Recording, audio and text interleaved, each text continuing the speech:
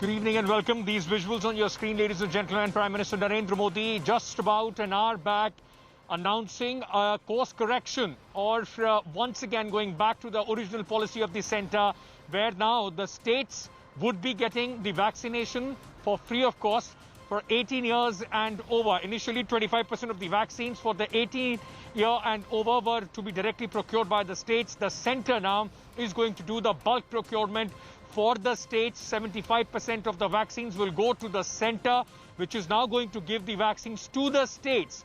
Whether it is for the 45-year-old and above age group is concerned or for the 18-year-old age group is concerned.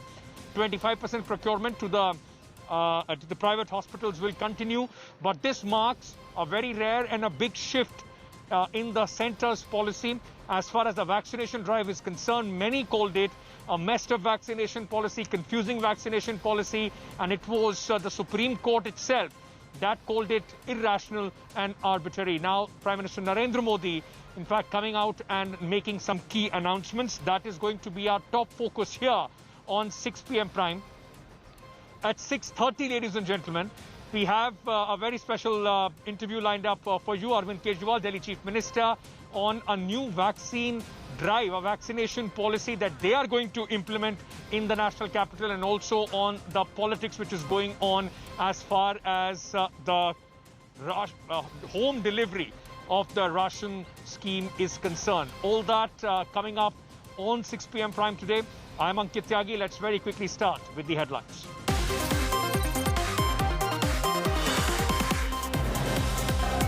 Prime Minister Narendra Modi announces centralized vaccination policy, centre to procure and distribute 75% of the COVID vaccines.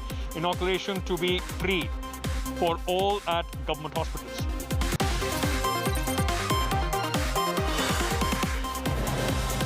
Prime Minister Narendra Modi takes back vaccine control from state, blames them for the mess, says states failed after seeking policy change.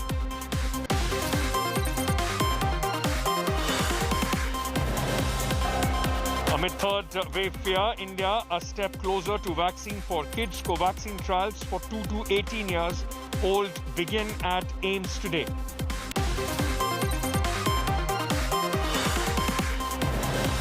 As Delhi unlocks, Chief Minister speaks to India today, promises big vaccine push, slams centre for stalling doorstep ration scheme. केंद्र सरकार को ration mafia से इतनी क्यों हमदर्दी है? अगर देश के प्रधानमंत्री राशन माफिया के साथ खड़े होंगे तो इस देश के गरीबों के साथ कौन खड़ा होगा फिर? After several incidents of assault on doctors amid pandemic, the Indian Medical Association writes to Prime Minister Narendra Modi for his personal intervention.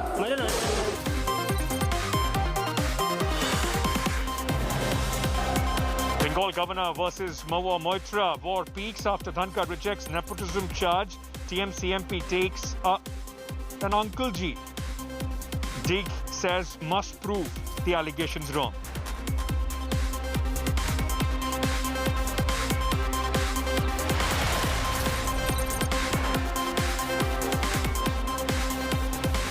All right, ladies and gentlemen, now starting with our top story. Just an hour back at 5 o'clock, Prime Minister Narendra Modi, in a big announcement, has once again done a course correction and has taken the control back of the vaccination procurement for all as far as the country is concerned. Now, Prime Minister Narendra Modi, addressing the nation today, said centralized vaccine policy plan. He announced it from 21st June. 75% of the vaccines will be bought by the centre, and the centre will take the onus of providing vaccines free of cost to the states.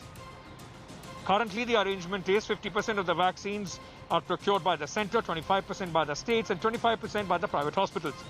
But from June 1st, centre will take over the 25% share of the state governments.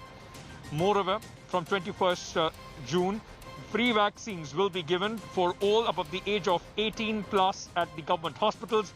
In another big move, private hospitals will only be able to charge 150 rupees more than the cost of the vaccine they have purchased from the manufacturer.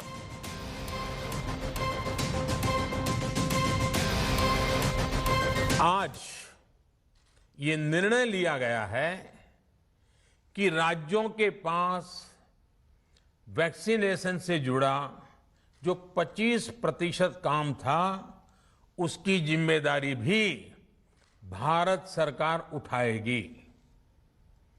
ये व्यवस्था आने वाले 2 सप्ताह में लागू की जाएगी। इन 2 सप्ताह में केंद्र और राज्य सरकारें मिलकर नई गाइडलाइंस के अनुसार आवश्यक तैयारी कर लेंगी। संयोग है कि 2 सप्ताह बाद 21 जून को ही अंतर्राष्ट्रीय योग दिवस भी है। 21 जून सोमवार से देश के हर राज्य में 18 वर्ष से ऊपर की उम्र के सभी नागरिकों के लिए भारत सरकार राज्यों को मुफ्त वैक्सीन मुहैया कराएगी। वैक्सीन निर्माताओं से कुल वैक्सीन उत्पादन का 75% हिस्सा भारत सरकार खुद ही खरीदकर राज्य सरकारों को मुफ्त देगी। यानी देश की किसी भी राज्य सरकार को वैक्सीन पर कुछ भी खर्च नहीं करना होगा। अब तक देश के करोड़ों लोगों को मुफ्त वैक्सीन मिली है।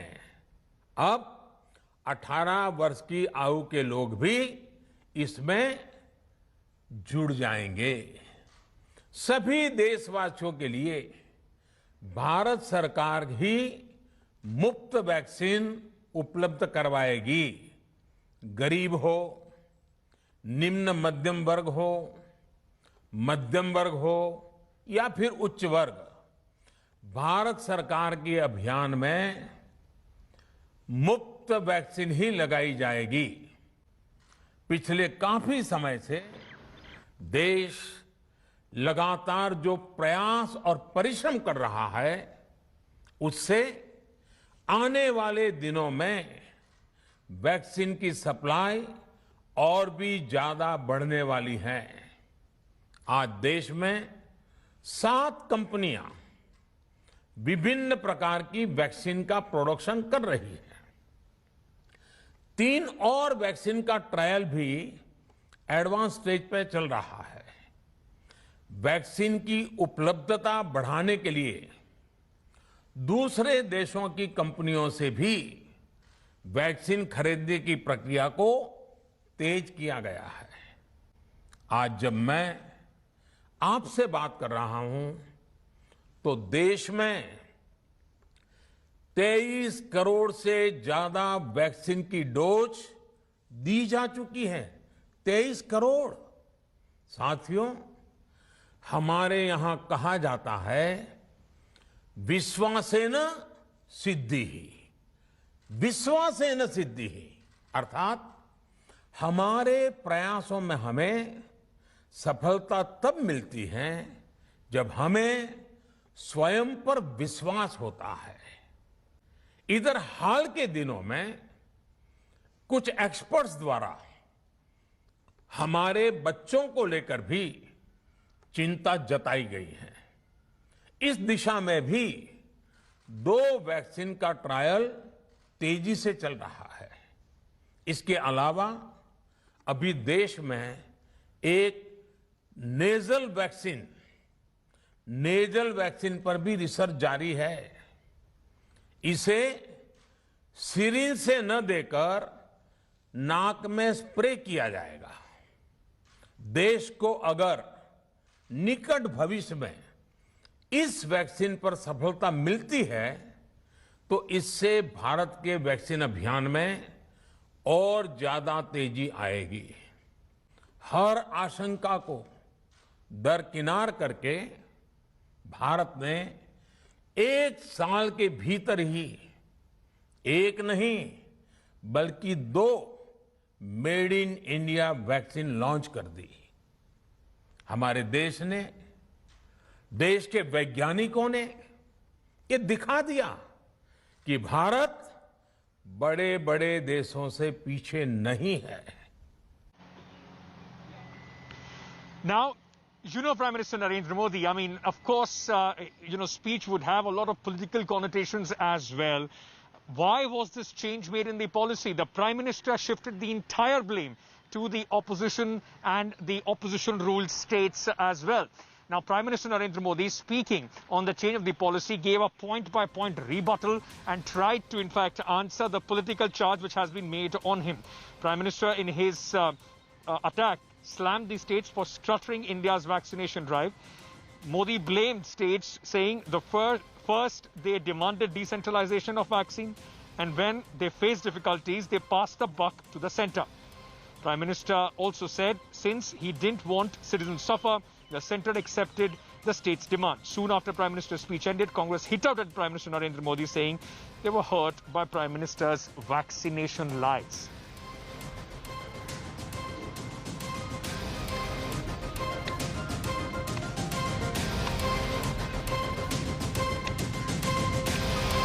Listen. कोरोना जैसे अदृश्य और रूप बदलने वाले दुश्मन के खिलाफ लड़ाई में सबसे प्रभावी हथियार कोविड प्रोटोकॉल है। मास्क, 2 गज की दूरी और बाकी सारी सावधानियां उसका पालन ही है। इस लड़ाई में वैक्सीन हमारे लिए सुरक्षा कवच की तरह है। आज पूरे विश्व में वैक्सीन के लिए जो मांग है, उसकी तुलना में उत्पादन करने वाले देश और वैक्सीन बनाने वाली कंपनियां बहुत कम है, इन्हीं गिनी हैं। कल्पना करिए कि अभी हमारे पास भारत में बनी वैक्सीन नहीं होती तो आज भारत जैसे विशाल देश में क्या होता। कोरोना की दूसरी वेव और दूसरी वेव से हम भारतवासियों की लड़ाई जारी है। दुनिया के अनेक देशों की तरह भारत भी इस लड़ाई के दौरान बहुत बड़ी पीड़ा से गुजरा है। हम में से कई लोगों ने अपने परिजनों को, अपने परिचितों को खोया है। ऐसे सभी परिवारों के साथ मेरी पूरी संवेदनाएं हैं।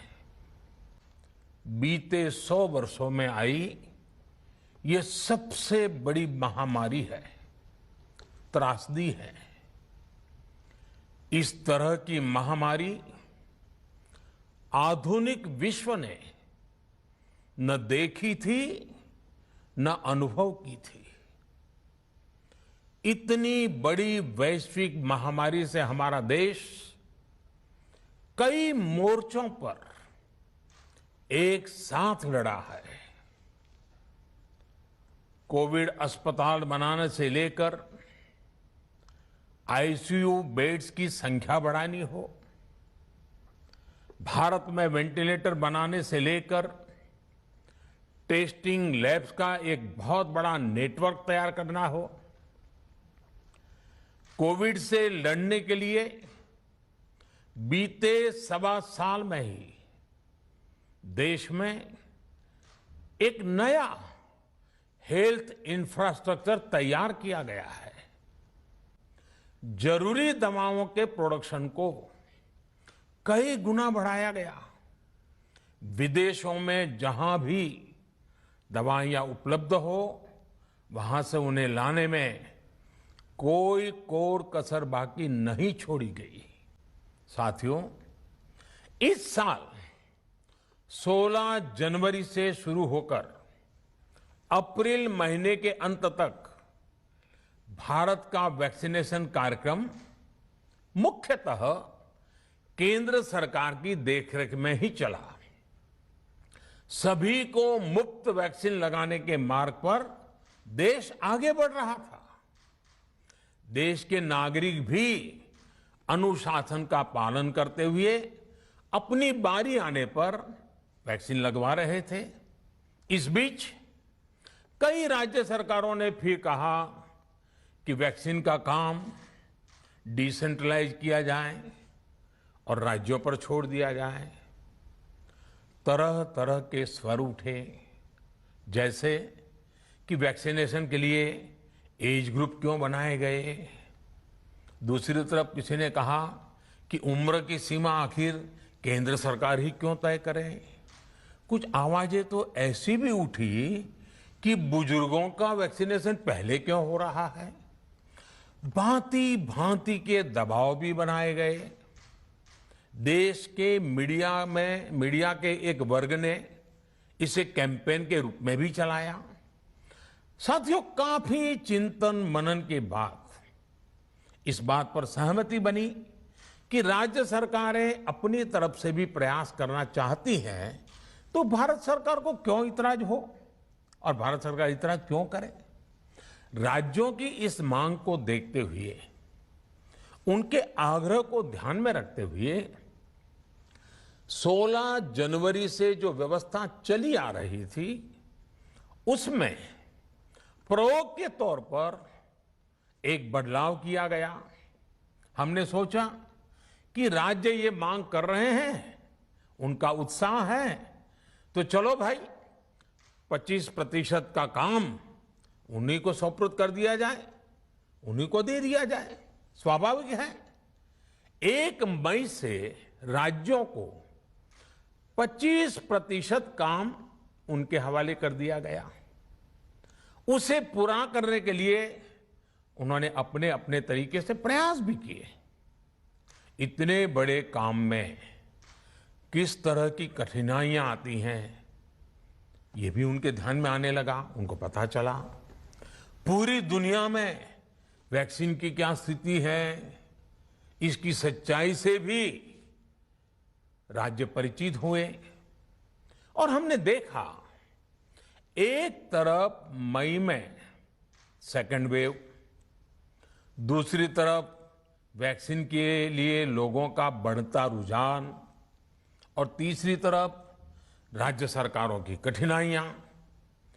मई में 2 सप्ताह बीतते बीतते कुछ राज्य खुले मन से ये कहने लगे कि पहले वाली व्यवस्था ही अच्छी थी। धीरे धीरे इसमें कई राज्य सरकारें जुड़ती चली गई। वैक्सीन का काम राज्यों पर छोड़ा जाए। जो इसकी वकालत कर रहे थे, उनके विचार भी बदलने लगे। एक अच्छी बात रही कि समय रहते राज्य पुनर्विचार की मांग के साथ फिर आगे आए। राज्यों की इस मांग पर हमने भी सोचा कि देशवासियों को तकलीफ ना हो, सुचारू रूप से उनका वैक्सीनेशन हो। इसके लिए 1 मई के पहले वाली, यानी 1 मई के पहले 16 जनवरी से अप्रैल अंत तक जो व्यवस्था थी, पहले वाली पुरानी व्यवस्था को फिर से लागू किया जाए। Rajdeep Sardesai, consulting editor India Today, is with us on the phone line. Rajdeep, thank you for joining us. I want to ask you, Prime Minister Narendra Modi's speech of a recourse in the vaccination policy, very smartly worded, did not take any blame. In fact, put the onus on the states for messing up the policy and once again acting as a savior who is coming with course correction. Absolutely, Ankit. Sharp, smart political speech intended to blame the opposition state governments in particular for the seeming mess up in vaccine policy and now going in for a course correction. But the one institution that Mr. Modi did not mention was the Supreme Court.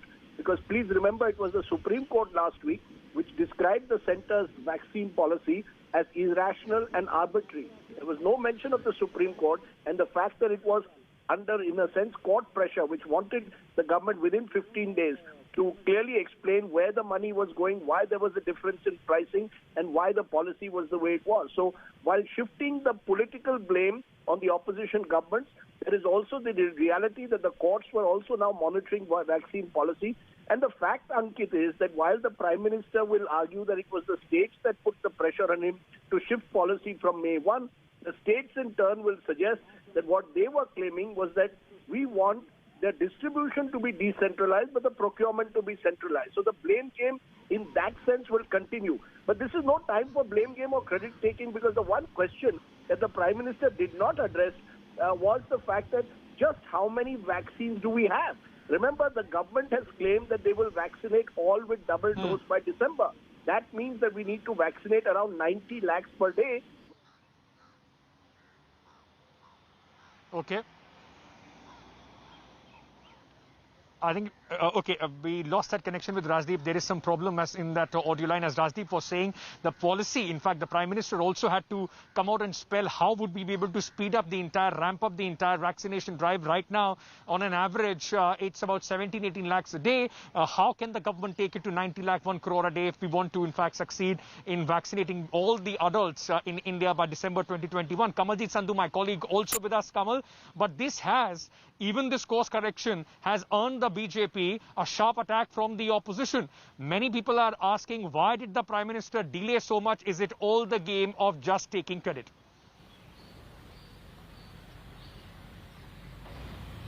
Well, this is a big change by the Prime Minister Narendra Modi on the vaccination policy, 18 plus free to get free vaccines. This is obviously a bit to address the economic issues as well. But yes, there has been a whole lot of criticism coming in from the states, especially non-BJP states as well. When is that the states try to procure through global tendering the vaccines. Once they drew up a blank, they put the onus back to the centre. Again, the centre was saying since health is a state subject, they tried to shift the blame. But people of India don't want a blame game. They want answers and they want vaccines, and that now needs to be addressed. The Prime Minister, in a bid to end this blame game and try to reassure to the people that the vaccines will be procured centrally, it will be given to the states, it will be decided when and how. But between that, remember, Sputnik has been allowed, Moderna, Pfizer. But when will those hit the Indian markets is a big question. Because remember, the promise has now been made, it has to fructify on ground. Because states like Delhi, which is the national capital, they ran out of vaccines. There are other states which have run out of vaccines, and that could be very embarrassing. We have a huge population, 130 crores. So we have only vaccinated a marginal number of people. So we have a huge way to go. But this is a task Kamal, that has been set. Kamal, may I request you to stay on with me? Let me go across right now to the spokesperson of the Aam Aadmi Party, Raghav Chadha, joining us. Raghav, this is something that your party was also raising continuously about the centre procuring the vaccines and providing it to the states. Prime Minister Narendra Modi, though, is going into that policy again, but he also singled out opposition states, including yours, saying that you are the people responsible for the mess up. You wanted decentralization. The government is now stepping in to save the people. Well, finally, after the intervention of the Honorable Supreme Court, and after the Honorable Supreme Court lambasting and reprimanding the central government on the last few hearings vis-a-vis the vaccine policy, the central government has finally adopted and adhered to all the instructions of the Honorable Supreme Court. If you were to closely examine the announcements made by the Honorable Prime Minister today, you will come to only one conclusion, that the orders and the oral observations of the judges of the Honorable Supreme Court have now been adopted and will be implemented by the central government. So the only person who wishes to be, and the only institution that should be thanked for this step is the Supreme Court that has compelled the central government to do this. However, as far as the opposition party is concerned, all opposition parties, Ankit, and you know this very well, demanded in no uncertain terms that something on the lines of national immunization program needs to be followed, where the central government is a central agency and all states are given vaccines that are procured by the center, and then the states are responsible for inoculating their own citizens. So as per the national immunization program that has been followed in this country several times over the last 7.5 decades, the center is the central agency and states are those units who receive the vaccines purchased by the center and then inoculate their own citizens. So hopefully, Raghav, this would now mean that the government would be able to procure centrally, large quantity will be procured, and states like yours, Delhi, would also be able to vaccinate all their citizens. Thank you so much, Raghav Chadha, for joining us. Quick break, ladies and gentlemen, at this moment. On the other side, I have another exclusive lined up for you. The bitter war between the